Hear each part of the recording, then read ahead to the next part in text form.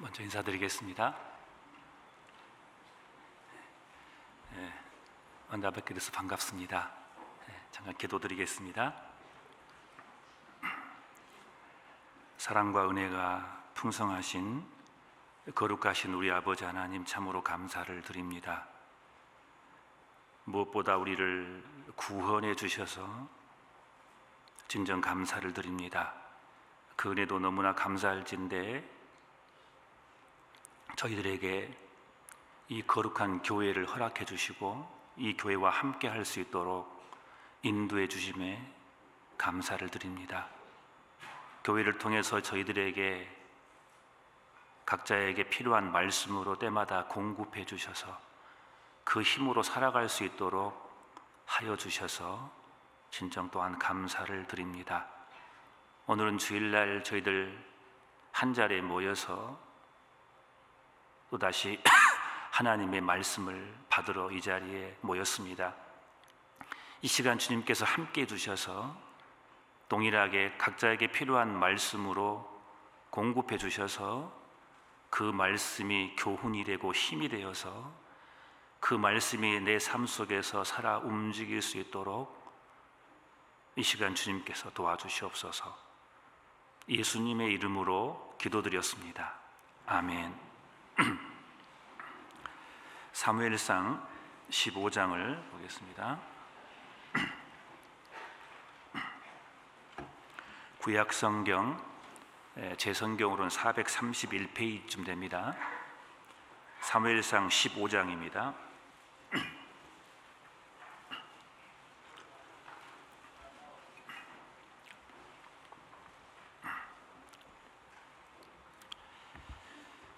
사무엘상 15장 1절부터 몇 구절 제가 읽어드리겠습니다. 사무엘이 사울에게 이르되 여호와께서 나를 보내어 왕에게 기름을 부어 그 백성 이스라엘 위에 왕을 삼으셨은즉 이제 왕은 여호와의 말씀을 들으소서. 만군의 여호와께서 이같이 말씀하시기를 아말렉이 이스라엘에게 행한 일 곧 애굽에서 나올 때 길에서 대적한 일을 내가 추억하노니 지금 가서 아말렉을 쳐서 그들의 모든 소유를 남기지 말고 진멸하되 남녀와 소아와 젖먹이는 아이와 우양과 약대와 나귀를 죽이라 하셨나이다. 사울이 백성을 소집하고 그들을 들라임에서 계수하니 보병이 20만이요 유다 사람이 1만이라. 사울이 아말렉 성에 이르러 골짜기에 복병하니라. 6절에 사울이 겐 사람에게 이르되 아말렉 사람 중에서 떠나 내려가라. 그들과 함께 너희를 멸하게 될까 하노라. 이스라엘 모든 자손이 애굽에서 올라올 때에 너희가 그들을 선대하였느니라. 이에 겐 사람이 아말렉 사람 중에서 떠나니라. 여기까지 읽겠습니다. 오늘 사무엘상 15장 1절부터 6절 말씀을 중심으로 해서 하나님 말씀으로 교훈을 삼으려고 하는데 내용은 이렇습니다. 우리가 신앙생활 가운데서 확실히 하나 아는 것은 하나님은 우리 구원받은 그리스도인의 삶을 너무나 잘 아십니다. 그리고 우리 구원받은 그리스도인들이 가는 그 올바른 그 걸음을 다 아시고 하나님께서는 틀림없이 행한 대로 갚아주시는 하나님이십니다. 우리는 성경을 통해서 너무나 잘 알고 그리고 각자의 신앙의 경험을 통해서 우리는 그것을 확신하고 있습니다. 요한계시록 22장 12절에 우리가 잘 아는 말씀 아시죠? 내가 줄 상이 있어. 그 내가는 바로 하나님이십니다. 하나님께서는 우리 각자에게 줄 상을 가지고 계십니다. 내가 줄 상이 내게 있어 각 사람에게 그 행한 대로 갚아주리라. 그 말씀을 우리 너무나 잘 압니다. 이 말씀을 우리는 확신하고 있기에 우리의 신앙의 삶 속에서 각자 어려움이 있지만 그럼에도 불구하고 우리가 주님을 바라보고 고난 가운데서도 선한 일을 행하면서 이렇게 살아간다고 생각이 듭니다. 그래서 오늘은 너무나 잘 아는 신앙의 원리지만 다시 한번 사무엘상 15장 1절부터 6절 말씀을 중심으로 해서 더 자세히 알아보고 더 확신하고 그리고 우리가 다짐하는 그런 시간을 갖고자 오늘 말씀을 준비를 했습니다. 이 사무엘상 이 15장 내용은 배경이 그렇습니다. 잘 아시대로 사울 이야기입니다. 죄송합니다. 제가 감기 좀 있어가지고 헛기침이 나오는데 이해 부탁드리겠습니다. 이 사무엘상 13장부터 이제 사울이 등장하는데 사울은 우리가 성경에서 너무 잘 알 겁니다. 이 블레셋이라는 다른 민족이 있는데 그 블레셋과의 전쟁에서 하나님은 사무엘을 통해서 사울에게 어떠한 일이 있어도 7일을 기다리라고 했습니다. 그런데 사울은 그 7일을 기다리지 못함으로 사무엘은 사울에게 이렇게 말합니다. 왕이 망령되이 행했다고 말합니다. 그때부터 사울의 신앙은 내리막길로 가게 됩니다. 하나님의 말씀에 순종하지 않기 시작합니다. 그리고 이제 14장에 와서 이제 아들 요나단으로 인해서 승리하게 되지만 사울이 무리한 정책을 펴므로써 백성들이 급기야 죄도 짓는 일이 발생합니다. 그리고 오늘 본문 말씀 15장에 와서 이 15장에서는 아말렉이라는 민족이 있습니다. 이 아말렉과 이스라엘 백성과의 전쟁입니다. 그런데 애석하게도 사무엘은 하나님의 명령에 순종하지 못함으로써 결국은 하나님은 사무엘을 통해서 사울에게 이렇게 말합니다. 왕이 하나님의 말씀을 버렸기 때문에 하나님도 사울을 버린다고 말씀하십니다. 너무 무서운 말씀이죠. 그래서 사울의 신앙은 이제 완전히 넘어지고 내리막길로 가게 되고 이 16장에 와서는 이제 그 왕위가 사울에게서 다윗으로 넘어갑니다. 사울에 들어있던 하나님의 신이 떠나버립니다. 이 내용이 중심의 사무엘상 이 15장의 내용입니다. 그래서 하나님은 사무엘을 통해서 사울에게 아말렉을 진멸하라고 명령을 내립니다. 자, 2절을 보겠습니다. 2절 만군의 여호와께서 이같이 말씀하시기를 아말렉이 이스라엘에게 행한 일 곧 애굽에서 나올 때에 길에서 대적한 일을 내가 추억하노니 지금 가서 아말렉을 쳐서 그들의 모든 소유를 남기지 말고 뭐라 하겠습니까? 진멸하라고 말씀하십니다. 아말렉이 다른 민족인데 에서의 그 손자 아말렉의 후손을 말합니다. 다른 민족들을 굉장히 괴롭힌 민족이 아말렉입니다. 특히 그 2절에 나온 말씀처럼 이스라엘 백성들이 애굽에 살다가 애굽에서 나와서 광야에 들어갔을 때 르비딤이라는 지역에 있을 때 이스라엘 백성들이 군대가 갖춰지지 않는 상태에서 그 후미에서 이스라엘을 쳐들어왔던 그 민족입니다. 그래서 신명기 25장에 하나님은 모세를 통해서 이스라엘 백성들에게 말씀합니다. 너희들이 이 아말렉의 이름을 천하에서 도말할지니라. 너는 잊지 말라고 말합니다. 이것은 이미 모세에게 했던 말씀입니다. 그런데 이 15장 3절을 보면은 이 아말렉을 진멸하는데 그들의 모든 소유를 남기지 말고 진멸하되라는 말씀이 나옵니다. 남녀와 소아와 젖먹인 아이와 우양과 약대와 나귀를 죽이라 하셨나이다. 하나님의 명령이지만 그들의 적대국이지만 때로는 이 하나님의 명령이 이해가 되지 않을 때가 있습니다. 모든 것을 진멸하는 이 하나님의 명령이 잘 이해가 되지 않습니다. 실은 이와 같은 명령은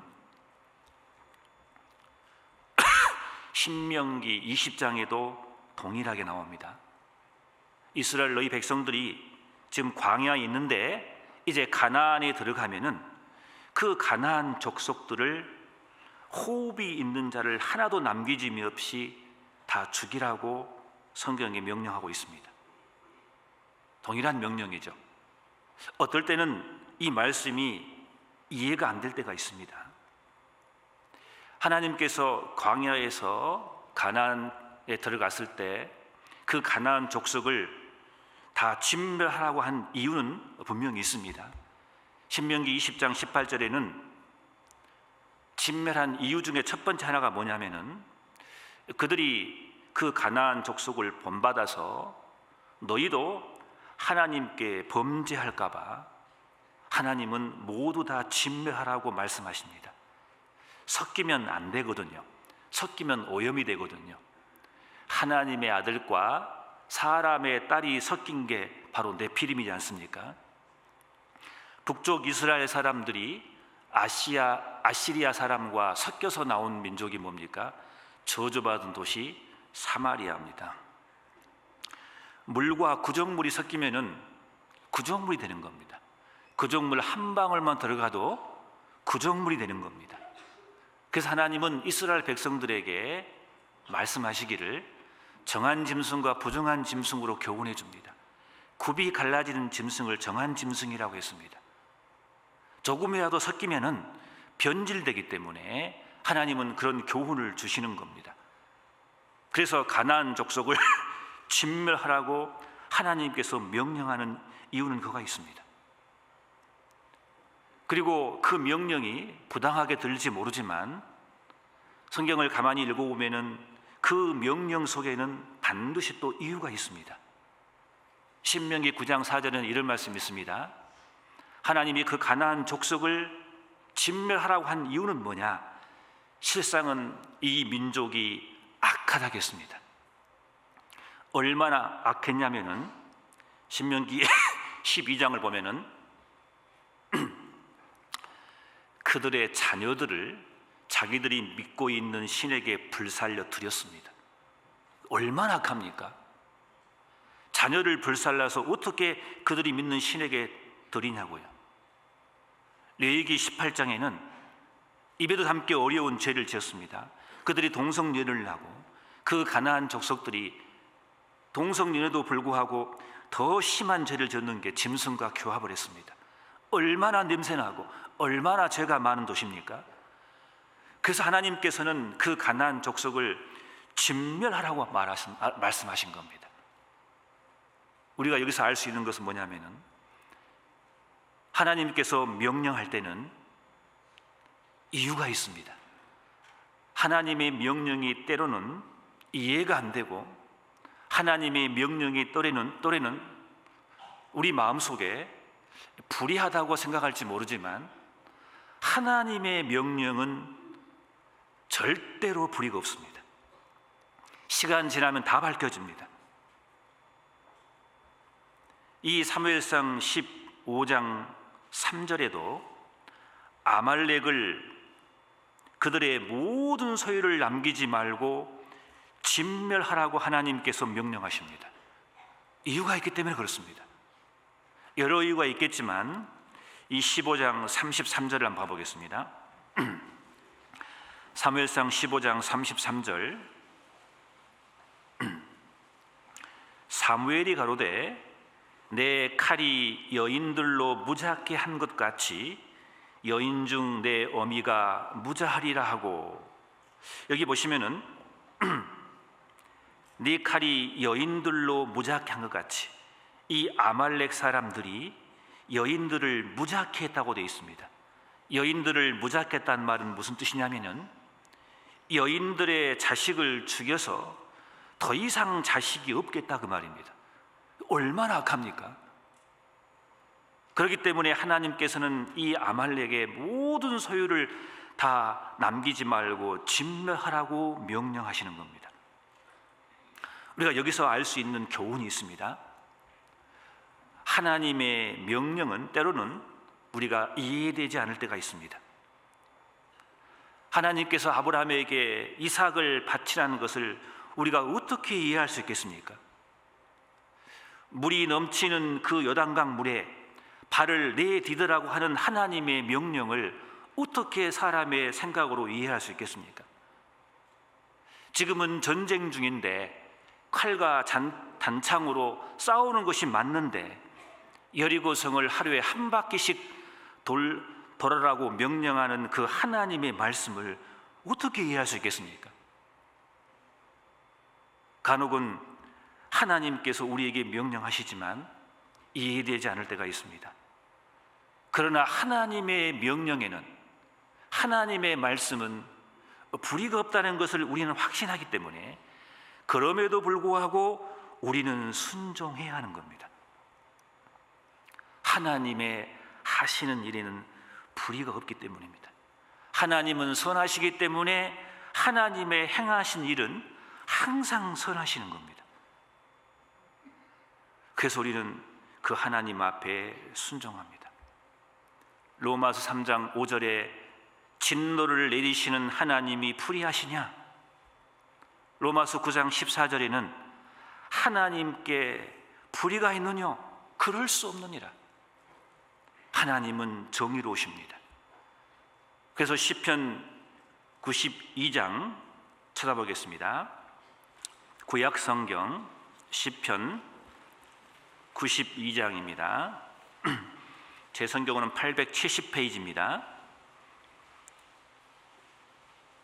시편 92장 15절 같이 한번 읽어보겠습니다. 여호와의 정직하심을 나타내리로다. 여호와는 나의 바위시라. 그에게는 불의가 없도다. 하나님에게는 조금도 불의가 없는 겁니다. 그래서 우리는 성경에 특히 마태복음 6장 33절에 그런 말씀이 있습니다. 너희는 먼저 그의 나라와 그 의를 구하라. 그리하면 이 모든 것을 너희에게 더하시리라. 이 모든 것을 너희에게 도움으로 주실 것이라는 이 말씀이 있습니다. 예수님께서 하신 말씀인데 제일 처음에는 제가 구원받고 이 말씀이 잘 이해가 안 갔어요.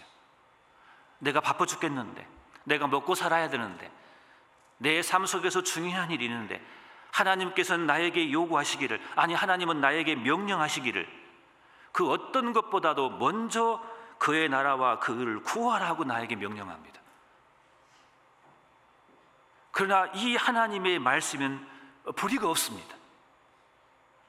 그래서 우리는 그것을 신앙의 경험 가운데 알기 때문에 우리는 이 말씀에 순종합니다.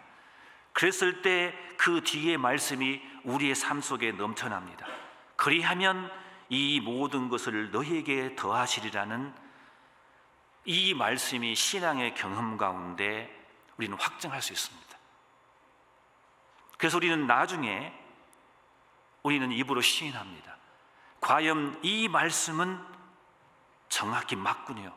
이 말씀은 처음에는 이해가 되지 않았지만 하나님의 명령은 틀림없이 불의가 없으시군요 라고 우리는 시인할 수밖에 없습니다. 우리는 이해되지 않는 말씀 중에 성경에 많은 명령이 있지만 베드로전서 2장 19절의 말씀을 잘 아실 겁니다. 내가 만약에 신앙생활 하면서 애매하게 고난을 받아도 이것을 하나님 앞에서 이것을 하나님을 생각함으로 이걸 참으면 이게 아름답다겠습니다. 이게 어떻게 아름답냐고요. 내가 잘못한 것이 없는데 애매하게 나에게 고난이 와요. 나는 주님만 섬길 뿐인데, 나는 올바른 길을 갔는데 왜 나에게 이런 애매한 고난이 나에게 찾아오냐 그 말입니다. 그럼에도 불구하고 하나님은 우리에게 말씀하시기를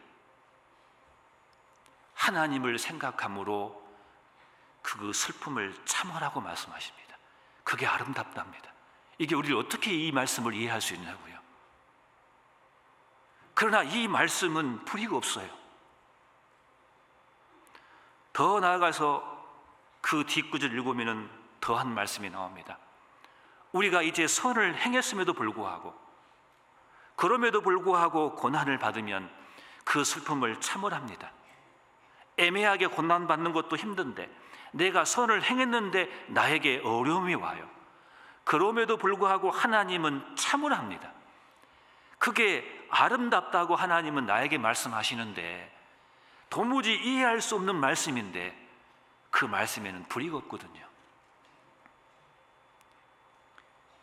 베드로전서 2장 22절에는 뭘 하겠습니까? 이를 위하여 너희를 불렀다겠습니다. 이렇게 하기 위해서 하나님이 우리를 구원해 줬다고 말씀하신 겁니다. 도무지 이해가 안 되는 말씀이지만 우리는 신앙의 경험 가운데 이 말씀에는 불이가 없다는 것을 우리는 압니다. 저도 구원받고 그 말씀을 읽었을 때 답답했습니다. 내가 억울하거든요. 근데 하나님이 참으랍니다. 세상에서는 그렇게 말하지 않습니다. 억울한 것이 있으면은 내질러라고 말합니다. 화난 게 있으면 화를 내라고 말합니다. 억울한 게 있으면 소송하라고 말합니다. 그걸 하나님은 우리에게 다른 처방을 하십니다. 참으라고 말씀하십니다. 도무지 이해가 안 가는데 그 뒤에 말씀 보니까 이해가 가더라고요. 그렇게 하신 분이 누구십니까? 예수 그리스도이십니다. 가장 억울하신 분이 있다면 예수님 아니시겠습니까? 그분은 죄가 하나도 없으신데 왜 얼굴에 침뱉음을 당하고, 왜 뺨을 맞으시면서, 왜 채찍에 맞고, 왜 양손과 양발에 못이 바뀌냐 그 말입니다. 우주를 만드시고 죄가 없으신 창조주신데 왜 사람에게 조롱을 받냐 그 말입니다. 그럼에도 불구하고 예수님은 견디셨습니다. 물론 우리를 위해서입니다. 주님을 바라보니까 조금 이해가 되더라고요. 위로가 되더라고요. 아무튼 우리가 신앙의 경험 가운데 우리가 확실히 아는 것은 하나님은 절대로 불의가 없습니다. 의인에게 고난이 많다는 말씀이 있습니다. 그게 어떻게 이해가 되냐고요. 의인에게 축복을 해줘야지. 그러나 그 하나님께서 축복하기 이전에 하나님께서 우리에게 말씀하시기를 의인은 고난이 많으나 여호와께서 이 모든 고난에서 건지신다고 되어 있습니다. 고난 없이 건지시면 얼마나 좋아요. 하나님은 그렇게 우리를 이끌어 가십니다. 이해되지 않지만 하나님의 말씀에는 불의가 없습니다. 그래서 애석하게도 이 사울은 이 하나님의 이 말씀에 불순종하고 말았습니다. 모든 것을 다 진멸하라고? 아니야, 살찐 우양과 살찐 이 양들은 이 손은 남겨놔야 돼. 사울은 다른 생각이 들어갑니다. 하나님의 말씀에 하나님의 명령이 불의하다고 생각했는지 모르겠습니다. 하나님의 명령은 가감없이 다 순종해야 됩니다.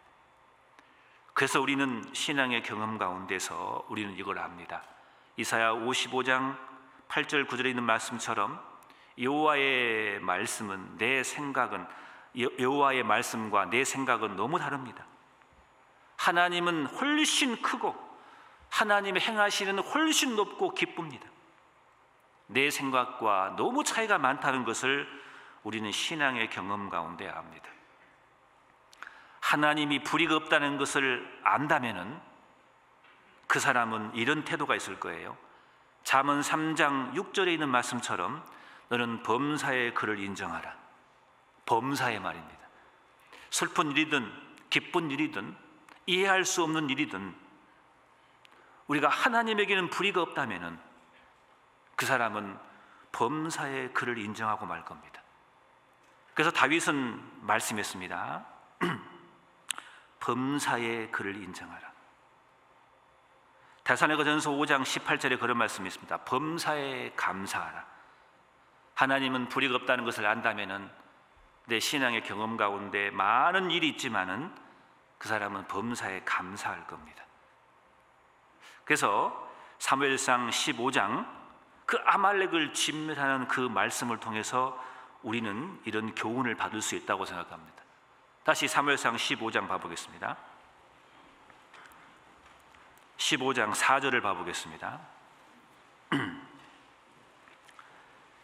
사울이 백성을 소집하고 그들을 들라임에서 계수하니 보병이 20만이요 유다 사람이 1만이라.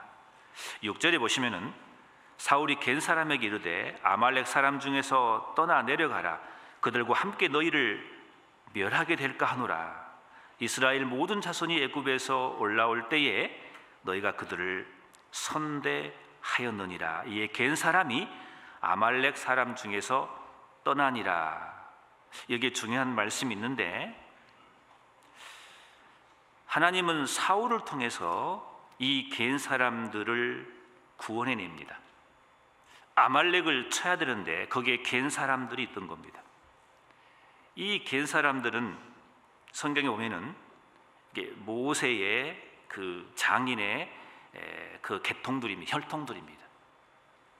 이 사람들은 누구냐면은 이스라엘 백성들이 출애굽했을 때 아말렉은 이스라엘을 치려고 했지만 이 모세 장인의 혈통들은 이스라엘 백성들의 눈이 되어서 애굽에서 그들이 헤매고 있을 때 그들을 도왔던 사람들입니다.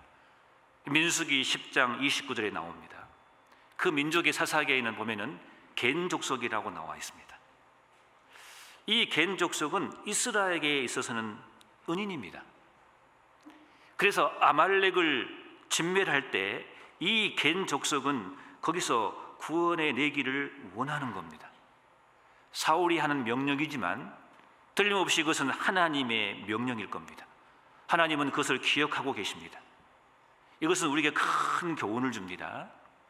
우리가 세상에서 불신자들과 믿는 사람들이 같이 삽니다. 우리가 봤을 때는 표가 안 나게 보입니다. 의인과 악인이 함께 산다고 해서 값게 보일지 모르지만은 다릅니다. 심판대에 분명히 하나님께서 구분해 주십니다. 우리는 복음서에서 보면은 알 수 있습니다. 이 가라지와 곡식이 같이 있습니다. 같은 밭에 있습니다. 그러나 이 농부가 추수할 때는 분명히 구분을 합니다. 하나님은 의인과 악인을 함께 섞여서 이 세상에 살게 허락하셨지만 나중에는 하나님이 분명히 구분합니다. 의인이 악인과 함께 멸하는 법이 없습니다. 아브라함이 그 롯을 구원할 사건을 봐보십시오. 아브라함이 하나님께 뭘 하겠습니까? 주께서 이같이 하시면은 의인과 악인을 함께 죽으시면 불가하나이다. 의인과 악인이 균등하게 하시면 불가하나이다. 같이 있으니까 같게 보일지 모르지만 하나님의 심판대가 오면은 분명히 구분됩니다. 이건 성경 전체의 큰 맥락입니다. 그래서 7년 환난 심판에 먼저 하나님 우리를 데려가시는 겁니다. 구원받은 성도가 의인과 함께 심판할 일이 없는 겁니다. 이것은 우리에게 그 큰 교훈을 줄 뿐만 아니라 또 하나 큰 교훈을 주는 것은 뭐냐면은 6절에 보시면은 중간에 보시면은 애굽에서 올라올 때에 너희가 그들을 선대하였느니라 라고 말씀하십니다. 이 겐 족속은 이스라엘을 도왔습니다. 그래서 민수기 10장에 보면은 하나님은 모세를 통해서 말씀하십니다. 잠깐 민수기 봐보겠습니다. 구약 성경 민수기 10장을 한번 봐보겠습니다.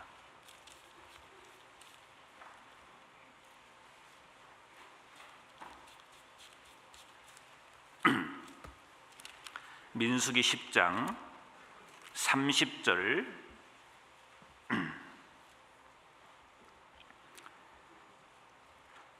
제가 읽겠습니다. 호밥이 그에게 이르되 나는 가지 아니하고 내 고향 내 친족에게로 가리라. 모세가 가로되 청컨대 우리를 떠나지 마소서. 당신은 우리가 광야에서 어떻게 진칠 것을 아나니 우리의 눈이 되리이다. 32절에 우리와 동행하면 여호와께서 우리에게 복을 내리시는 대로 우리도 당신에게 행하리이다. 우리와 동행하시면은, 우리와 동행해서 우리의 눈이 되어 주시면은, 우리를 도와주시면은 하나님께서 이스라엘 백성들에게 복을 내리시는 대로 당신도 그렇게 행하리이다. 하나님 모세를 통해서 그들에게 약속했습니다. 이 말씀은 이 사무엘상 15장에 와서 이 말씀이 이루어집니다. 연도로 계산하면 약 300년 뒤의 말입니다. 그 많은 시간이 지났지만 하나님은 절대로 잊지 않습니다. 하나님께 선대하고 하나님께 드리고 하나님께 선한 일을 하고 하나님의 백성의 일을 도와주는 이 사람에게는 하나님은 그 은혜를 반드시 갚으시는 하나님입니다. 300년이 지났지만 이야기하고 있잖아요. 그때 우리를 선대했기 때문에 이 아말렉이 멸할 때 그 아말렉에서 캔 족속을 끄집어내기를 원하는 겁니다. 우리 하나님은 절대로 잊지 않으십니다. 아무리 세월이 지나도 말입니다. 우리는 바울의 이야기 중에서 바실레란 사람을 잘 아실 겁니다. 이 바실레란 사람은 나이가 많은 사람입니다. 다윗이 가장 힘들 때였습니다. 특히 자기 압살롬에게 배신당해가지고 그 다윗성에서 신발도 신지 않고 그 감람산으로 도망갈 때였습니다. 시므이는 저주할 때였습니다. 얼마나 다윗성에서 가장 처절할 때가 아마 그때였을 겁니다. 근데 이 바실레란 사람이 다윗을 공개했잖아요. 다윗을 섬긴 겁니다. 다윗에서 먹을 걸 준 겁니다. 가장 힘들었을 때 다윗을 도왔던 이 바실레는 다윗의 삶 속에서 이 사람은 절대로 잊을 수 없는 거예요. 그래서 다윗은 이제 생명이 다하고 몸이 차가워지고 이제 죽을 날이 임박했을 때 자기 아들 솔로몬을 불러놓고 솔로몬에게 유언을 합니다. 솔로몬아, 너는 믿음의 대장부가 되라. 이런 많은 중요한 일을 솔로몬에게 유언을 할 때 이 바실레를 등장시킵니다. 유언은 이 세상을 살아가면서 우리가 많은 말을 하지만 가장 무게가 있고 가장 진실되고 가장 중요한 말을 할 때는 유언일 겁니다. 다윗의 유언에 이 바실레라는 사람을 언급합니다. 왜 그러겠습니까?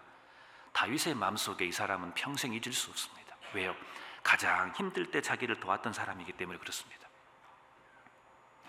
이게 다윗의 마음이지만 다윗은 예수 그리스도의 그림자이기 때문에 이것이 성경으로 기록되어 있기 때문에 이것은 하나님의 마음일 겁니다. 다윗의 위언을 봐보겠습니다. 열왕기상 2장을 봐보겠습니다. 열왕기상 2장 7절을 한번 봐보겠습니다.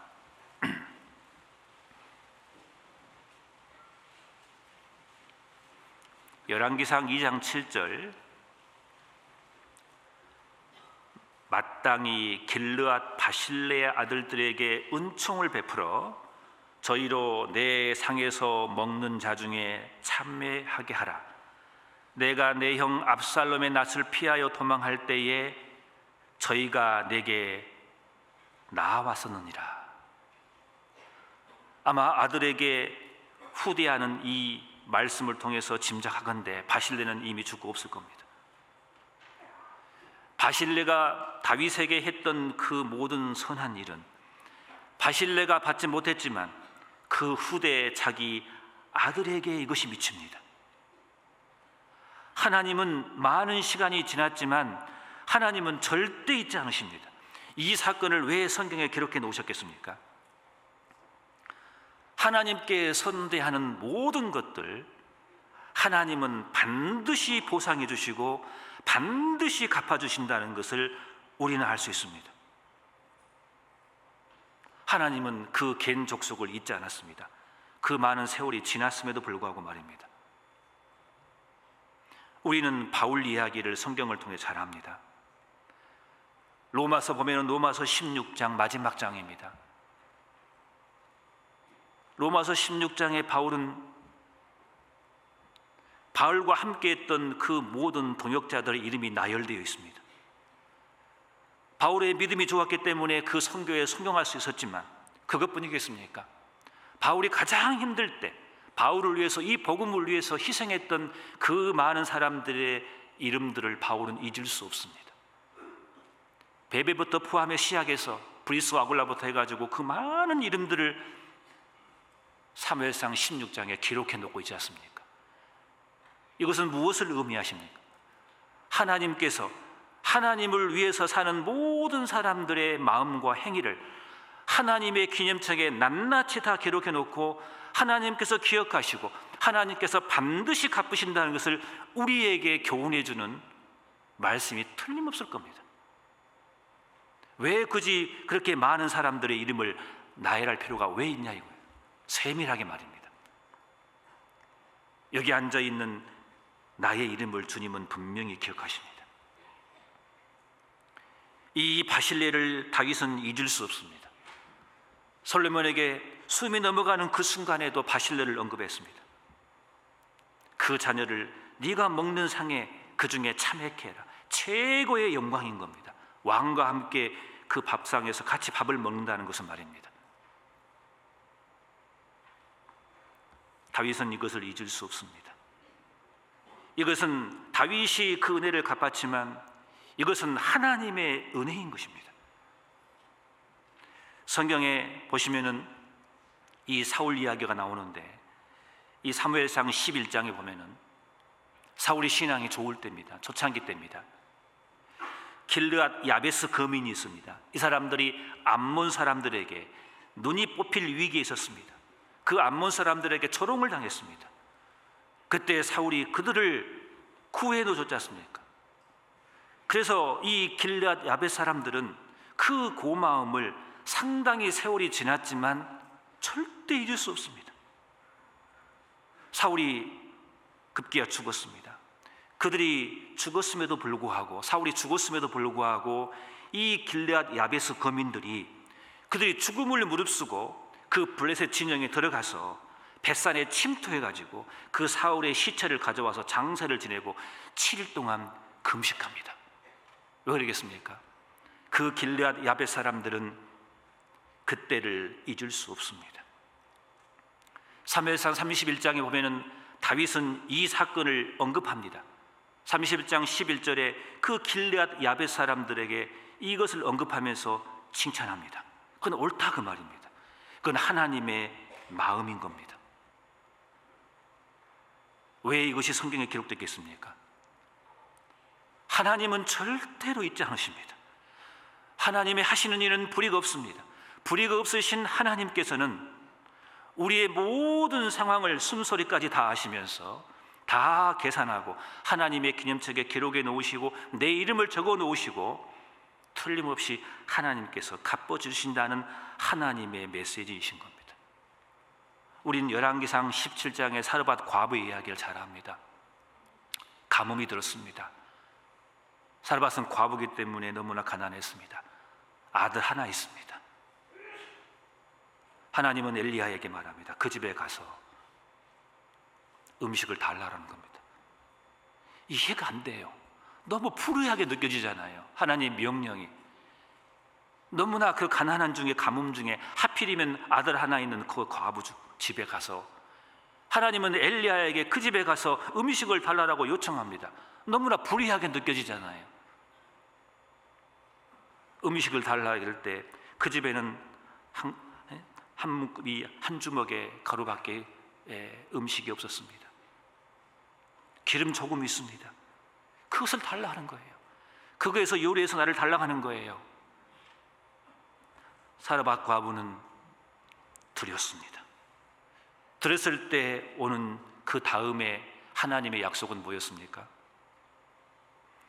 비가 내릴 때까지 그 가루가 떨어지지 않고 그 기름이 떨어지지 않았습니다. 그리고 그 다음의 내용이 뭡니까? 그 아들이 죽었잖아요. 하나님은 엘리야를 통해서 그 아들을 살립니다.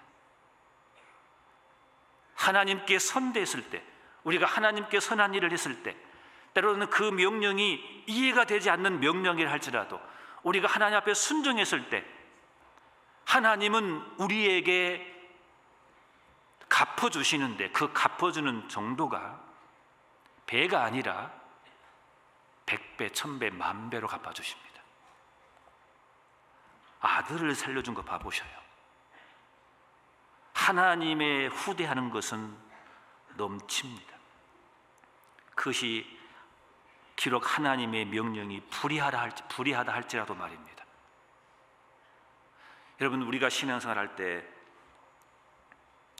때로는 나에게 다가오는 하나님의 명령이 혹시 이해가 되지 않을 때 그 말씀을 순종하면 그 복은 더 클 겁니다. 틀림없이 더 하나님께서 축복해 주실 겁니다. 우리는 성경의 많은 예를 통해서 우리는 알 수 있습니다. 하나님은 틀림없이 보상해 주시고 갚으시는 하나님이라는 것을 우리는 확증할 수 있습니다. 열왕기상 8장을 한번 봐보겠습니다.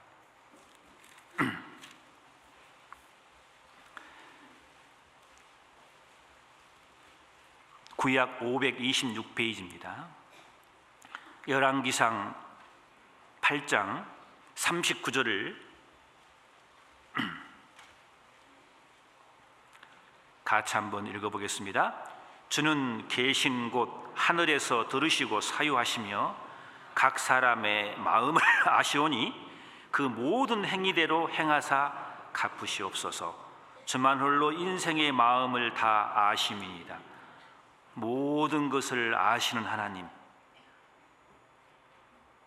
그 모든 행위대로 행하사 갚으시옵소서.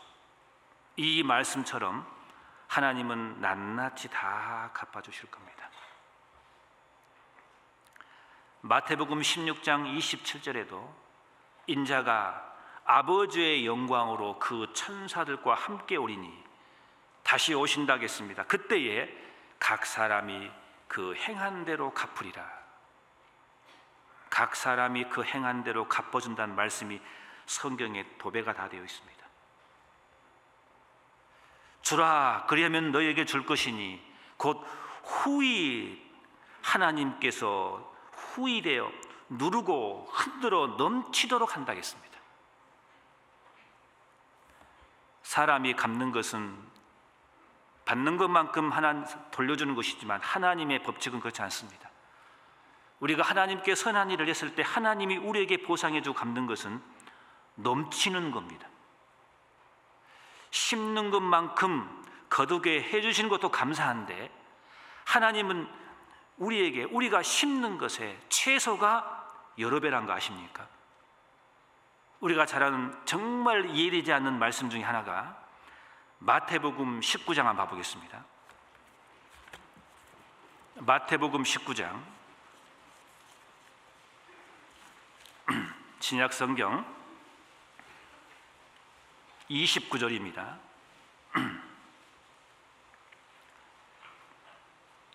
또 내 이름을 위하여 집이나 형제나 자매나 부모나 자식이나 전토를 벌인 자마다 여러 배를 받고 또 영생을 상속하리라. 이 말씀을 우리가 제일 처음에 저는 이해를 못했습니다. 실은 이 벌이란 말이 아니라 하나님보다 먼저 앞서면 안 됩니다. 이 똑같은 말씀이 성경 여러 군데 있습니다. 이 복음서에 금세에 있어 집과 형제 자매 배나도 하나님이 축복해 주신다고 되어 있습니다. 하나님의 명령이 때로는 이해되지 않다 하더라도 이 말씀에 순종했을 때 하나님이 주시는 보상은 채소가 몇 배입니다. 채소가 말입니다. 하나님의 축복은 30배, 60배, 100배, 1000배, 10,000배로 하나님이 우리에게 거두게 해주실 겁니다. 이건 틀림없는 사실입니다. 여러분, 땅에 너무나 형체가 없는 꽃씨를 땅에 심었는데 거기에 해바라기 꽃이 나옵니다. 여러분, 그 이해되셔요? 그 이해되십니까? 이해되지 않는 일이 우리 주변에 너무나 많지 않습니까? 여러분, 이 거대한 지구가 지금을 태양 지금 돌고 있습니다. 공중에 떠 있다니까요. 그게 어떻게 이해할 수 있습니까? 이스라엘이 1900년 만에 돌아왔습니다. 그것을 우리가 어떻게 이해할 수 있습니까? 나 같은 사람이 구원받았어요. 나같이 죄 많고 나같이 하나님과 곁길로 간 사람이 구원을 받았어요. 그게 어떻게 이해되냐고요? 우리는 이 땅에 살면서 이해되지 않는 것이 너무나 많습니다. 이해되지 않아도 하나님께서 하시는 일은 100% 불이가 없습니다. 그래서 우리는 순종하는 겁니다. 그랬을 때 하나님이 우리에게 주신 축복이라는 것은 채소가 몇 배입니다. 채소가. 이삭이 그 땅에서 농사했을 때 그 해에 뭐라 하겠습니까? 100배나 더 따겠어. 100배나. 하나님이 주시고자 하는 것은 너무나 많습니다.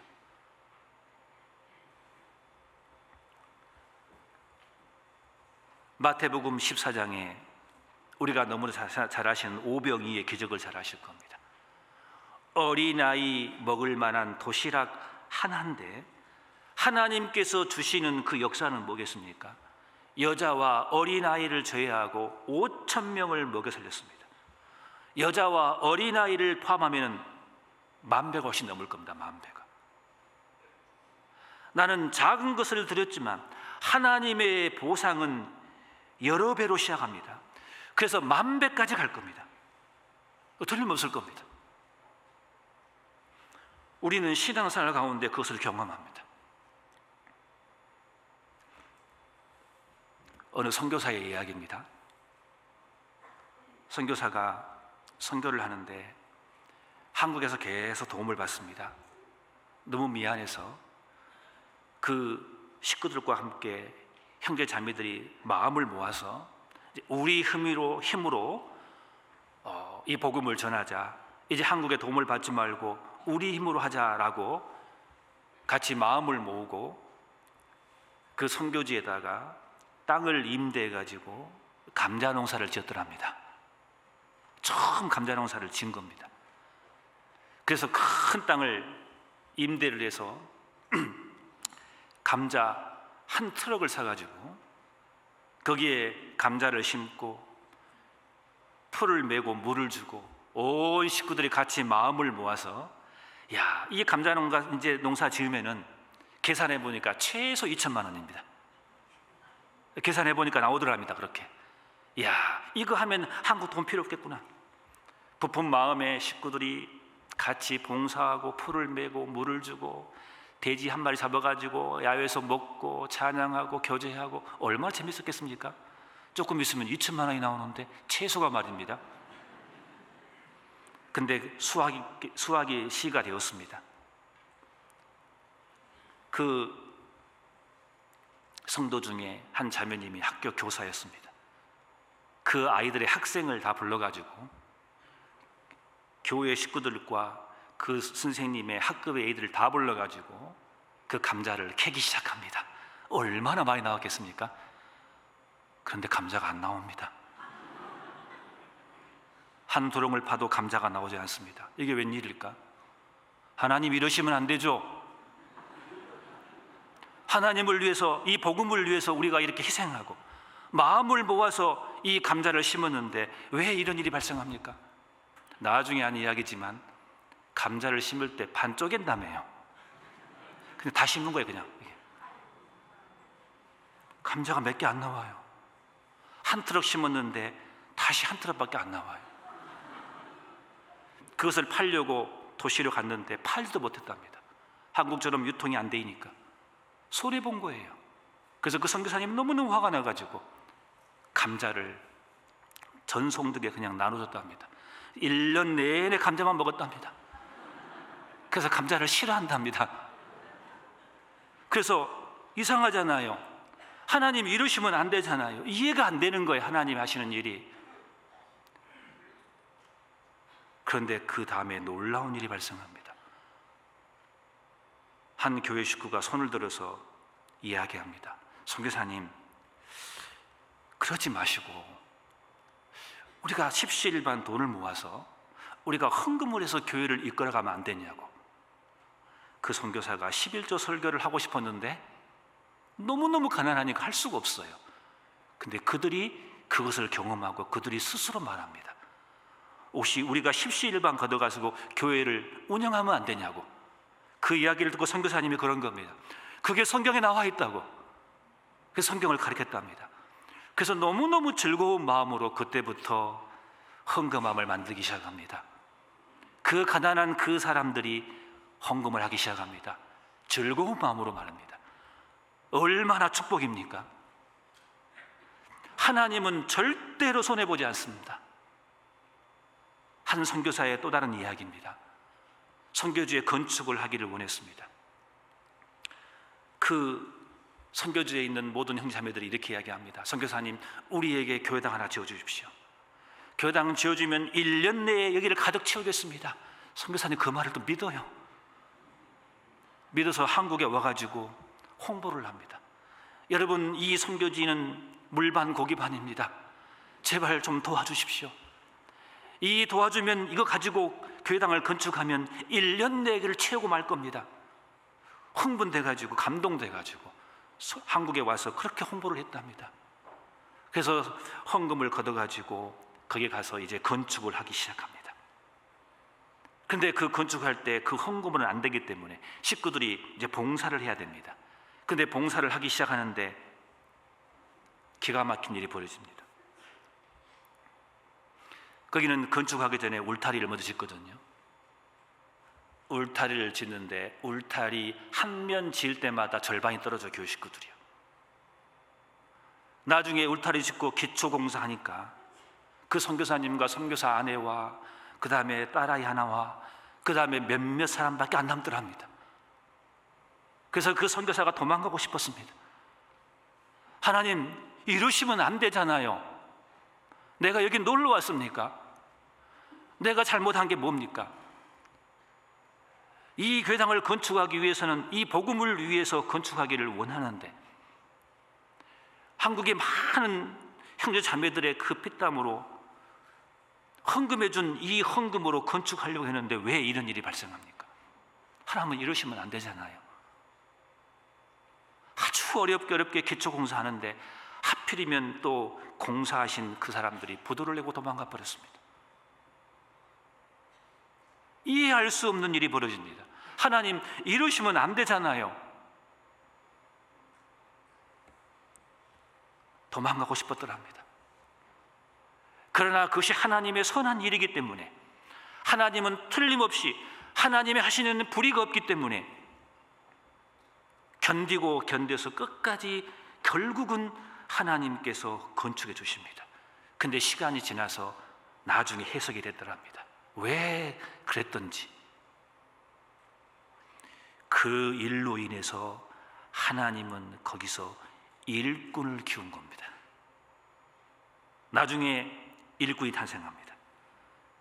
그 형제가 간증을 합니다. 그 선교사에게. 선교사님, 그때 건축했을 때 저도 도망가고 싶었습니다. 근데 그 어려움 가운데 하나님을 더 배웠습니다. 그러면서 그 형제 신앙이 더 훨씬 높아져버린 거예요. 성장해버린 거예요.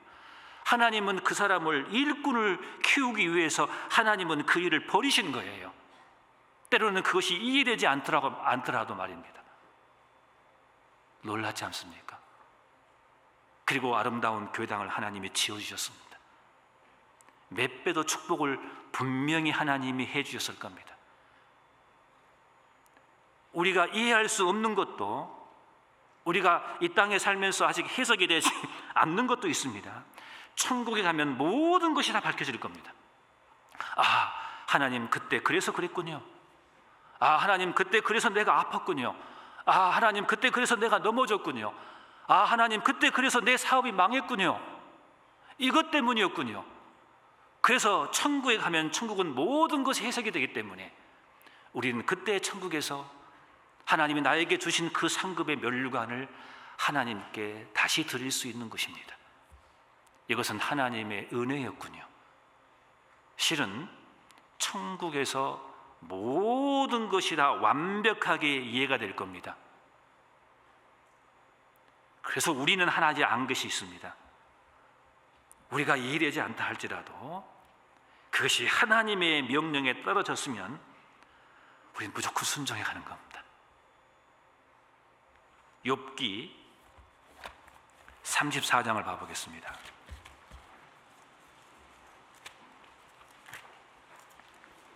욥기 34장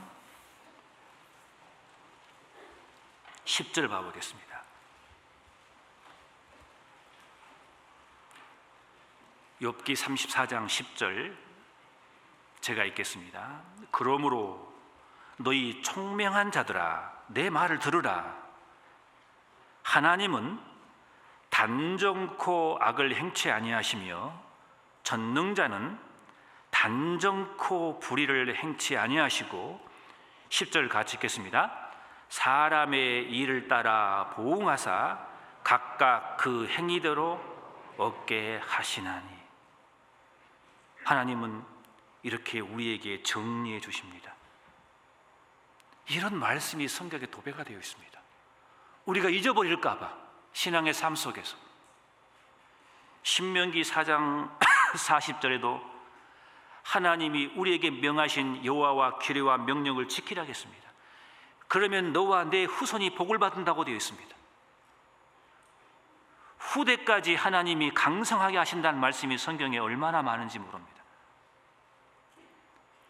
현재 생각건대 현재 고난이 장차 우리에게 나타날 영광과 비교할 수 없다고 말씀하십니다. 특히 사무엘상을 통해서 우리가 알 수 있는 이 겐 족속이 있지 않습니까? 많은 몇백 년이 지났지만 하나님은 이 사람들을 선대하는 걸 통해서 우리가 한 가지 아는 게 뭡니까? 여러분, 내가 이 땅에 살아있는 이 시대에 하나님께서 틀림없이 보상해 주시지만 혹여나 보상을 받지 못할 때도 있다고 생각합니다. 그러나 그런 분일수록 천국의 상급이 훨씬 클 겁니다. 몇백 년이 지난 다음에 하나님께서 보상해 주는 이 사건을 통해서 우리는 교훈받는 겁니다. 이 땅에서 보상을 받지 못했다면 틀림없이 천국에서 훨씬 더 많은 상급으로 하나님이 보상해 주실 것이 틀림없습니다. 여러분, 그거 우리 믿으셔야 됩니다. 제가 짧게 몽골에 있었는데요, 이 몽골에 한 7년 있으면서 한 재미있는 스토리가 하나 있는데, 몽골 형제입니다. 청년인데 이 청년에게 이렇게 저축을 좀 가르치고 싶었어요. 그 나라 사람들이 저축을 잘 못해요. 여기 몽골 분들 안 계시죠? 다 그런 건 아닙니다. 그래서 이걸 가르치고 싶어서 교회에 일을 시켜서 제가 부모에게 허락을 맡아서 그 돈을, 월급을 직접 주지 않고 이제 은행에다가 저축을 시켰습니다. 이렇게 저축을. 제일 처음에 이렇게 월급을 줬더니 받을 때마다 굉장히 좋아하더라고요. 근데 이제 저축을 좀 경험하고 싶어서 제가 이제 은행에다가 대신 저축을 이렇게 줬습니다. 이렇게. 나중에 6개월인가 지나가지고 꽤나 많이 돈이 됐잖아요. 그래서 이것을 이렇게 써가지고 이제 그 친구에게, 이렇게 형제에게 이제 돈을 주니까 얼마나 기뻐한지 모릅니다. 매월 월급을 줘도 그 일한 만큼 보상을 받으니까 기뻐하는데, 안 주다가 모아놔가지고 이자까지 채워가지고, 그리고 너무 예쁘니까 제가 거기다가 보너스까지 얹어가지고 한 번에 주니까 얼마나 기뻐한지 모릅니다. 여러분, 이 땅에서 하나님이 나에게 보상해 주지 않으신다면은 천국에서 말입니다, 몇 배, 몇 만 배로 이자를 나에게 쳐서 나에게 보상해 주실 겁니다. 그 기쁨은 이 땅에서 보상받는 것보다 수천 배, 수만 배 더 클 겁니다. 우리는 그걸 믿습니다. 여러분, 우리가 적금 들지 않습니까? 우리가 저금을 하는데 적금이라는 게 듭니다. 그런데 장기 적금이 있습니다. 길게 드는 적금이 있습니다. 그 길게 든 적금 들을 때마다 힘듭니다. 당장 나에게 보상이 오지 않습니다. 그러나 그 장기 적금이 다 끝나고 나에게 그 보상이 돌아왔을 때 그 기쁨이라는 것은 얼마나 크냐 그 말입니다. 혹시 지금 이 땅에서 내가 정당한 대가를, 정당한 하나님께 보상을 받지 못했다고 하신 분 계십니까? 걱정하실 필요 없습니다. 지금 하나님께서 장기 적금을 넣고 계십니다. 내 이름을 대고. 그거 아십니까? 단기 적금이 아닙니다. 더 큰 거 주기 위해서 하나님께 당장 보상해 주지 않으시지만 지금 하나님께서 내 이름으로 통장 하나 개설해서 계속해서 장기 적금을 하나님이 넣어주고 계신다는 거 기억하셔야 됩니다. 그때 그 보상을 받았을 때 그 기쁨이라는 것은 이루 말할 수 없을 겁니다. 우리는 그걸 믿기 때문에 견디고 또 견디고 참고 인내하고 주님이 우리에게 가라고 원하시는 그 정도의 길을 가는 겁니다. 거기서 벗어나지 않으려고 부단히 우리가 노력하는 겁니다. 우리가 신앙생활 가운데 우리는 이걸 압니다. 우리가 아무것도 하는 것이 없어도 하나님께서 우리에게 주신 것이 얼마나 많습니까? 나는 한 것이 없는데 하나님께서 생명도 주시고 호흡도 주시고 물도 주시고 일용할 양식을 주시고 복음도 거저 주시고 그리고 이 거룩한 교회도 하나님이 나에게 거저 주신 거 아니겠습니까? 구원받은 그 이유 하나 때문에 우리가 하나님께 거저 받는 거 있지 않습니까? 내가 하나님께 하는 것이 없는데 하나님이 나에게 주신 것이 얼마나 많습니까? 우리는 그걸 헤아려 봐야 됩니다. 하는 것이 없는데도 주신 것이 많다면은 우리가 주님 앞에 선한 일을 했을 때 하나님이 나에게 보답할 수 있는 것은 얼마나 많겠냐 그 말입니다. 계산할 수 없을 겁니다. 틀림없이. 아무것도 내가 하지 않는 상태에서 하나님이 나에게 주신 것도 많은데 내가 하나님께 조금 한 것도 하나님은 부풀려서 수만 배로 갚아주시는 것도 많은데 그렇다면은 내가 고난 중에 눈물을 흘리면서 주님의 선한 일을 했다면은 그 상급은 얼마나 더 많겠냐 그 말입니다. 이루 헤아릴 수 없을 겁니다. 그래서 시편 56장 8절에 우리는 이 말씀을 잘 아십니다. 나의 유리함을 주께서 계수하셨으니 나의 눈물을 주의 병에 담으소서. 나의 눈물이 있습니다. 주님이 나에게 걸어가라고 명하신 그 길이 있습니다. 좁은 길이 있습니다. 험한 길이 있습니다. 정도의 길이 있습니다. 구원받은 그리스도인이 양보할 수 없는 그 정직의 길이 있습니다. 그 길을 갔을 때 눈물이 납니다. 힘드니까 말입니다. 포기하고 싶을 때도 있습니다. 그러나 하나님은 그 눈물을 주님의 병에 담아놓고 계십니다. 뭐하러요? 갚아주시려고 말입니다. 그래서 다윗이 말하기를 내 걸음을 다 세지 아니하시느냐. 욥기도 그랬고 다윗도 그랬습니다. 나의 걸음이 주의 길을 굳게 지키고 하나님은 내 걸음을 다 세십니다. 우리 만복이라고 있죠. 내가 몇 걸음 걸었는지 다 체크 다 하지 않습니까? 우리 하나님께서는 내 걸음을 세십니다. 오늘 내가 주님을 위해서 걸어갔던 이 걸음, 내가 힘들어도 주일 말씀을 통해 말씀을 들으려고 힘들지만 교회로 걸어오는 그 걸음, 내가 힘들지만 저 산을 넘어서 한 영혼을 위해서 전도하려고 하는 그 걸음, 내가 고난 중에 눈물을 흘리면서 뚜벅뚜벅 걸어갔던 그 모든 걸음 하나님이 다 세십니다. 하나도 놓지 않습니다. 머리털까지 다 세신 하나님께서는 절대 놓치지 않습니다. 내가 죄악의 길로 가는 그 걸음도 세시지만 하나님은 내가 주님을 위해서 살아가는 그 걸음도 세고 있다는 것을 우리는 명심합니다. 왜 하나님이 할 일이 없어서 그걸 세겠습니까? 수천 배, 수만 배로 하나님께서 갚아주시려고 하나님께서 틀림없이 그러신 겁니다. 그래서 우리는 그걸 잘 알기에 우리는 이해가 되지 않다 하더라도, 때로는 이해가 되지 않더라도 하나님이 원하시는 기뻐한 일을 우리는 해야 되는 겁니다. 우리가 해야 할 일은 그거밖에 없습니다. 그래서 이제 마지막으로, 그러면 우리가 하나님이 기뻐한 일을 우리가 해야 되는데, 성경에는 하나님이 기뻐하는 일이 많이 있습니다. 근데 성경을 가만히 읽어보면 이런 구절이 있습니다. 심히 기뻐한다는 말이 있습니다. 그냥 기뻐한 게 아니라 심히 기뻐한다는 말씀이 있습니다. 이 말씀은 절대 놓치시면 안 됩니다. 우리가 이 일은 해야 되는 겁니다.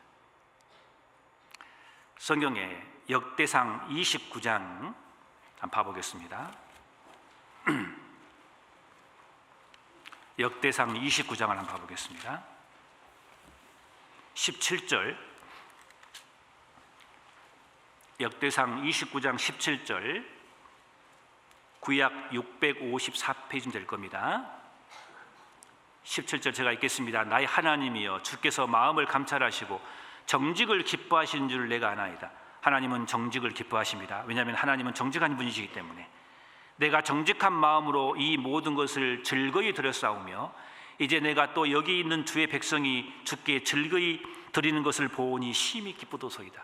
여기 심이란 말을 우리는 눈여겨보셔야 됩니다. 그냥 기뻐하는 게 아니라 심히 기뻐한다고 했습니다.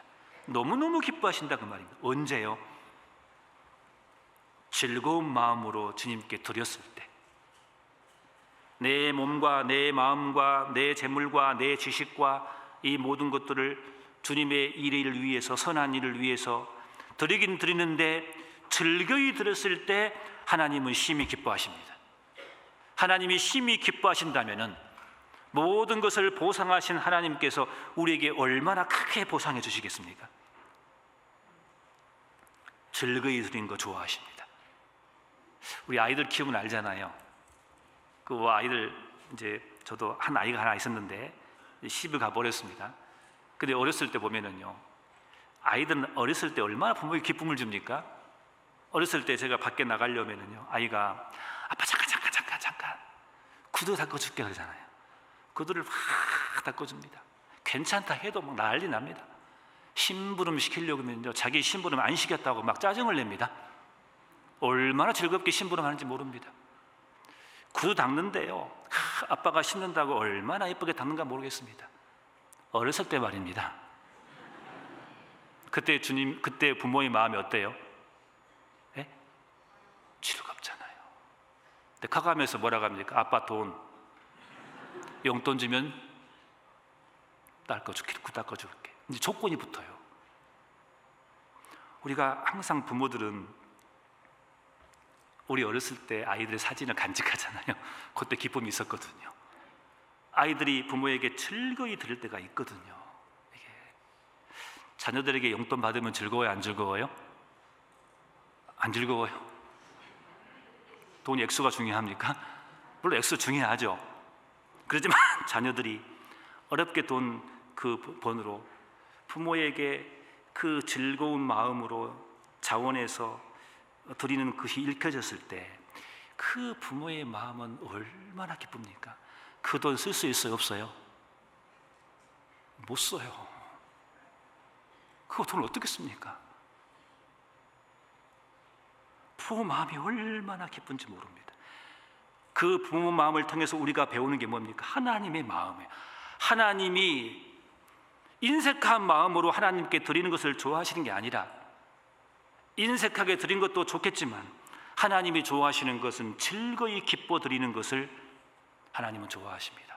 여기서 다윗의 마음이지만 이것은 하나님의 마음이십니다. 그래서 이것을 우리는 기억할 필요가 있다고 생각합니다. 그리고 또 하나 기억할 것이 뭐냐면은 요한3서 1장 3절에 이런 말씀이 있습니다. 사도 요한이 가이에게 보낸 편지에 이런 말씀이 있습니다. 네가 진리 가운데 행한다니 내가 뭐라 하겠습니까? 심히 기뻐하노라 되어 있습니다. 그냥 기뻐한 게 아니라 심히 기뻐한다 했습니다. 형제가 연합하여 동거함이, 그 다음에 뭐라 하겠습니까? 그냥 아름다운 게 아닙니다. 어찌 그리 선하고 아름다운고. 수식어가 붙였습니다. 심이란 단어, 어찌란 단어가 붙어 있습니다. 그냥 아름다운 게 아니에요. 진리 가운데 행한다는 게 뭐겠습니까? 여러분, 진리는 성경에 교회가 진리의 기둥과 터라겠습니다. 그리고 복음이 진리라겠습니다. 여러분, 진리란 것은 뭐겠습니까?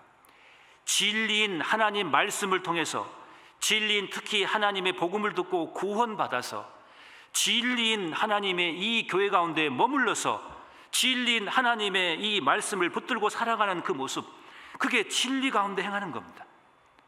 거창한 게 아닙니다. 하나님은 그 모습을 심히 기뻐하십니다. 우리 그걸 포기할 수 없습니다. 그래서 꼭 부탁 하나 드릴 게 있습니다. 교회 신앙생활 가운데 이해되지는 못할 것들이 많이 있을 겁니다. 때로는 사람 때문에 마음을 다치는 일이 있을 겁니다. 내가 존경한 사람인데, 저 사람은 나보다 신앙이 훨씬 앞선 사람인데, 저 사람은 나보다 훨씬 더 먼저 구원을 받은 사람인데 왜 저렇게 행동하지? 상처를 입을 수도 혹 있을지 모르겠습니다.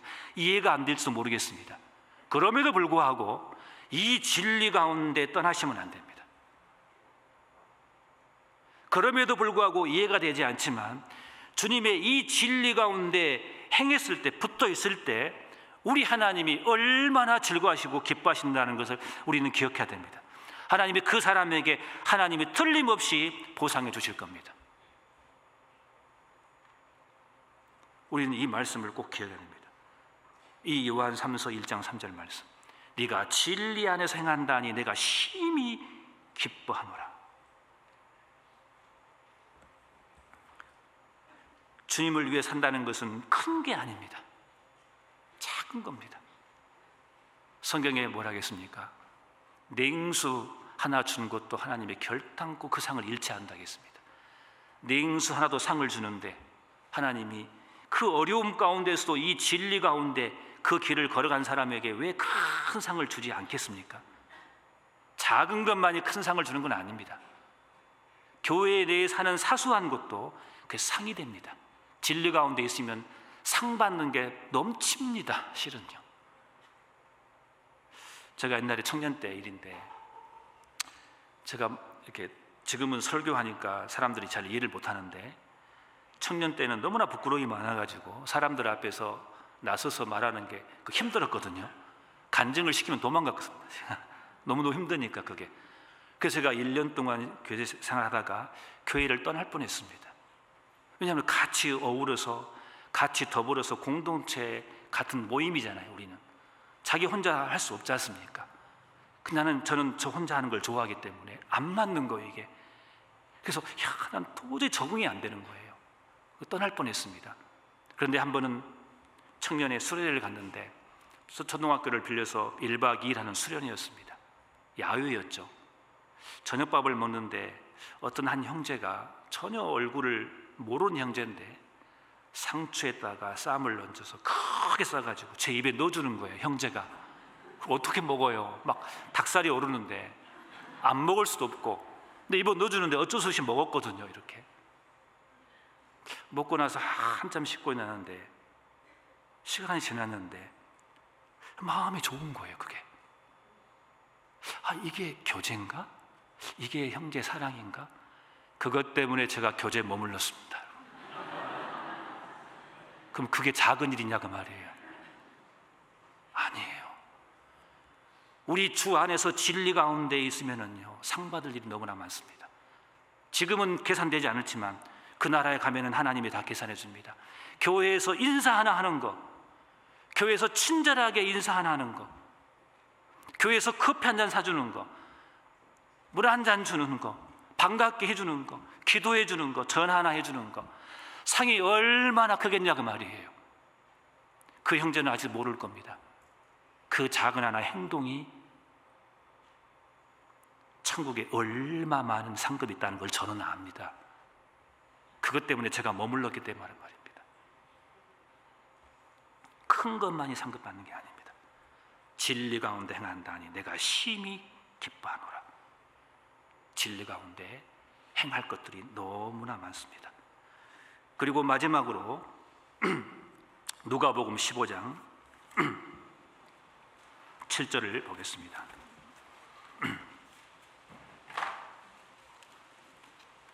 더 해야 되는데 오늘 바자여가지고 빨리 끝내야 할 것 같습니다.